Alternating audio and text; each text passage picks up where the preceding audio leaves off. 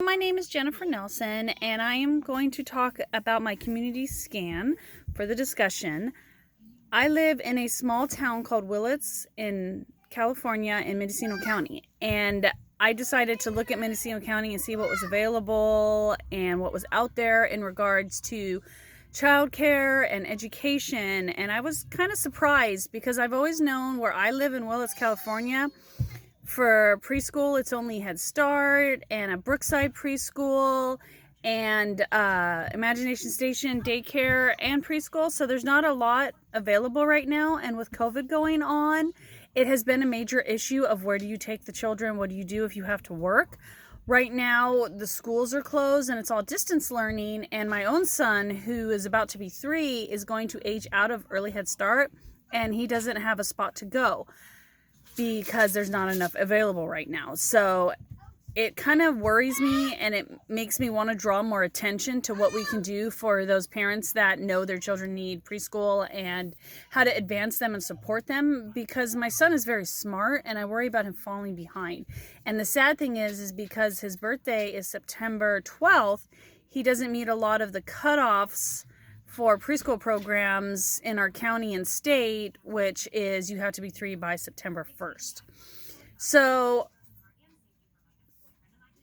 like, I've noticed being the empathy and social enterprises and the impact on communities really was interesting to me, because when I was reading one of the things, the article by Roger Martin and Sally Osberg, there was an interesting quote in there I really liked. It said that the entrepreneur thinks creatively, and develops a new solution that dramatically breaks with the existing one. And this day and age, with daycare being so limited, I think that's very important to note, and that we need to work on that. Where I live, my town itself has less than 10,000 people, and Mendocino County itself has less than 88,000 people. Now, most work, and over 87% have high school degrees and 25 have college degrees.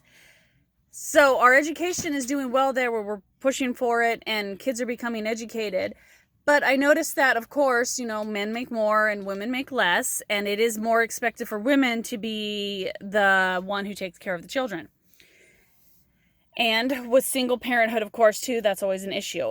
Another interesting thing I noted was we have a majority of whites, Hispanics, and African Americans, as well as Native Americans. Where I live in Mendocino County, there are several Native American tribes, and they all have some part in community, and some actually have their own Head Starts.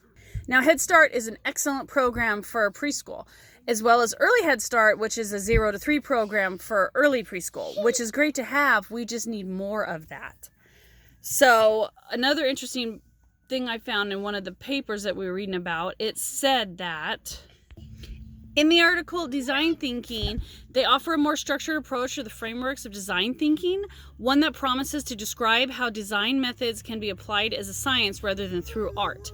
And that is a good example to have, because how do we move forward? How do we do this? What do we do next? Living in a small community, I want to be able to give back. So I'm going to be looking at the bigger picture and what will be available as my children get older and as other communities and families come into this area. Thank you.